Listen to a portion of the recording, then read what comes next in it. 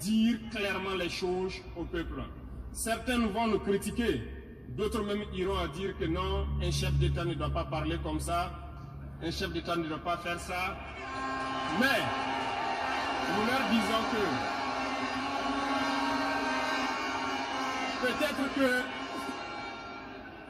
peut-être que ces gens qui critiquent de cette façon lorsque nous disons la vérité, peut-être qu'ils ont une école où ils ont appris à être chef d'État, comment le chef d'État doit être.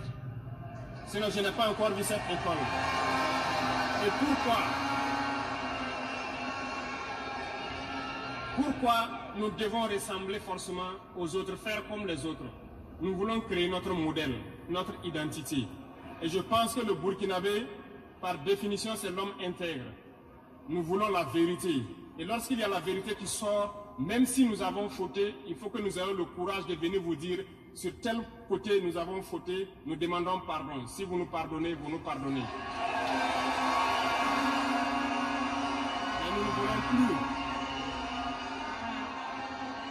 nous ne voulons plus nous inscrire dans cette diplomatie mensongère. Nous avons, dans une interview, parlé du régime ivoirien. Certains Burkinabés sont montés sur leurs chevaux et critiqués. Je le dis, j'insiste et je persiste. Nous n'avons rien contre le peuple ivoirien, mais nous avons quelque chose avec ceux qui dirigent la Côte d'Ivoire.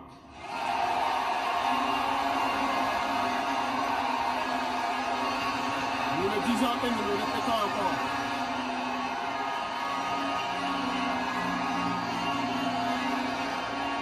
Laissez-moi vous dire quelque chose. Permettez-moi de vous dire quelque chose. Il y a bel et bien à Abidjan un centre des opérations pour déstabiliser notre pays.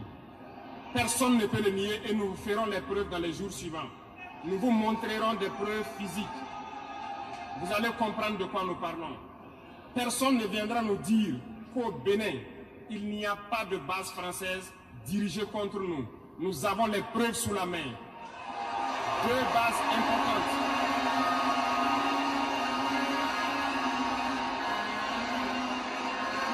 Nul ne peut le contester. Et je les mets au défi. Et nous n'avons rien contre le peuple béninois. Là, nous avons un problème avec la politique des dirigeants béninois. Et nous le disons haut et fort encore. Dans cette diplomatie, nous avons décidé de dire la vérité. Il y a bel et bien 2 bases, une vers Kandi et l'autre en allant vers Porga ou je ne sais pas quelle localité. Des pistes ont été réaménagées à plus de 3000 mètres de long. Des avions atterrissent, les gens équipent et forment les terroristes là-bas. Nous avons des enregistrements audio d'agents français au Bénin là-bas qui se jouent les centres des opérations des terroristes. Ils montent les opérations avec eux. Ils les aident à se soigner. Ils font tout ce qu'il y a là-bas. Nous avons tous les détails sur eux. Et vous ne voulez pas qu'on le dise à notre peuple? On va le dire. Si vous ne le voulez pas, s'ils ne le veulent pas, qu'ils arrêtent de se comporter ainsi. C'est simple. Nous n'avons forcé personne à prendre son indépendance.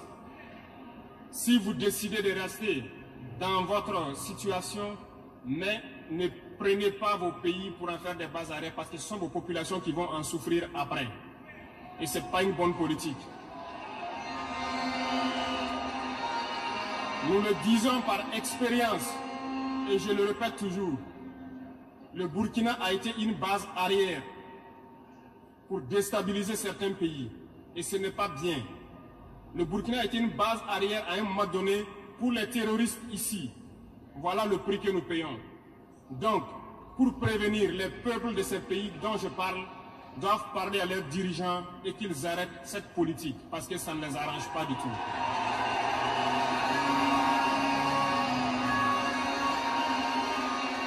Pour venir,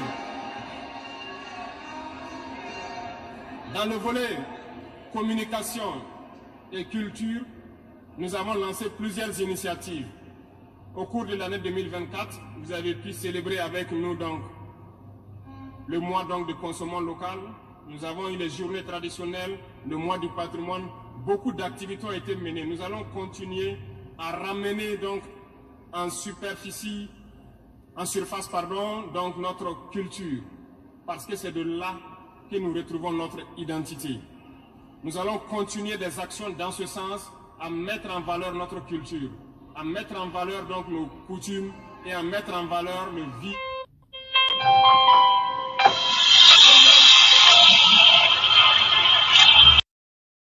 Nous souhaitons que chacun soit acteur de l'émergence du Burkina Faso à travers sa manière de communiquer. Parce que tout se trouve dans la communication aussi. Vous avez suivi dernièrement la guerre communicationnelle qui a été dressée contre nous et ça continue, ça ne va pas s'arrêter. Et je souhaite que tous ceux qui sont dans la communication puissent être professionnels. Lorsque nous voulons poser un acte communicationnel, qu'on se pose la question, est-ce que c'est pour la patrie ou contre la patrie, avant de poser l'acte. Peu importe. Vous pouvez ne pas nous aimer, moi, ma personne. Vous pouvez ne pas m'aimer, mais vous devez aimer votre pays. En me faisant du mal, il ne faudrait pas confondre le pays.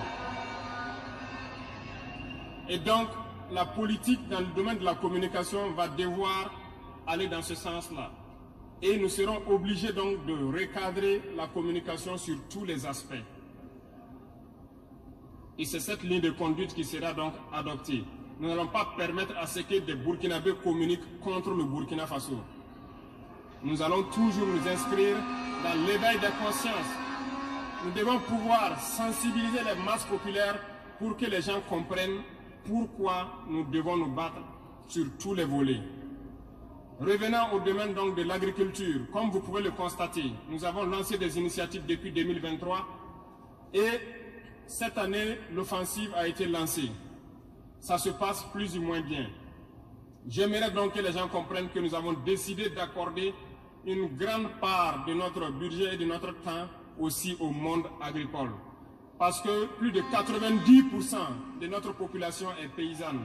Mais pendant des décennies, ils n'ont jamais senti l'intéressement donc à leur public. Et c'est pourquoi nous avons décidé d'entreprendre un certain nombre d'initiatives, d'actes que nous posons. Nous aimerions pouvoir labourer tous les champs de tous les paysans du Burkina Faso, les donner les semences qu'il faut et les permettre de pouvoir avoir les intrants nécessaires à coût subventionné pour pouvoir nous aider dans la lutte contre l'insécurité alimentaire. Parce que l'autosuffisance alimentaire est un droit. C'est dans ce même sens que nous avons créé dernièrement l'ONBA, l'Office national d'aménagement des barrages hydro-agricoles. Nous allons l'équiper parce que tous êtes témoins dans vos différentes régions que nous avons retenu beaucoup de barrages, mais qui sont ensablés, qui sont bouchés. Et nous avons la possibilité de faire d'autres barrages. Nous sommes en train de payer de l'équipement pour cet office pour qu'il puisse se déployer sur le territoire et avec la contribution des populations, pouvoir construire beaucoup de barrages et désensabler beaucoup de barrages. Nous allons poursuivre ce combat. Nous allons poursuivre ce combat jusqu'à l'atteinte de l'autosuffisance alimentaire et que nos populations puissent manger à leur faim. Dans le domaine des infrastructures, nous avons un manque crucial de routes. Et en faisant l'analyse, nous avons trouvé pour certaines routes des études très vieilles. Et pour d'autres, il n'y a pas d'études. Nous ne pouvons pas construire une route sans avoir des études. Les études sont préalables.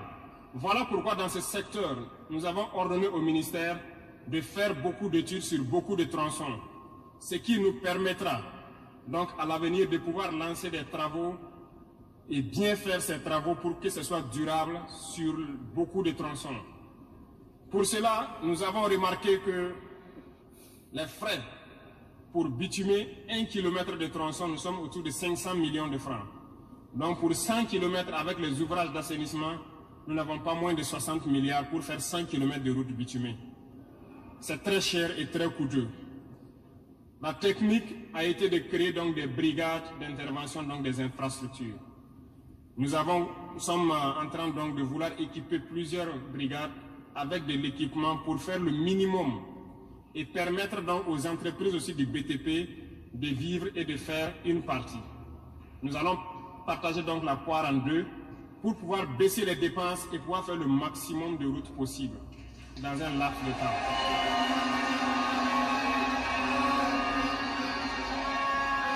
Cela donc a déjà commencé et nous allons poursuivre au cours donc de ces 5 années dans ce processus pour que dans toutes les régions, nous puissions quand même pouvoir rallier le maximum de chefs-lieux de province et que nous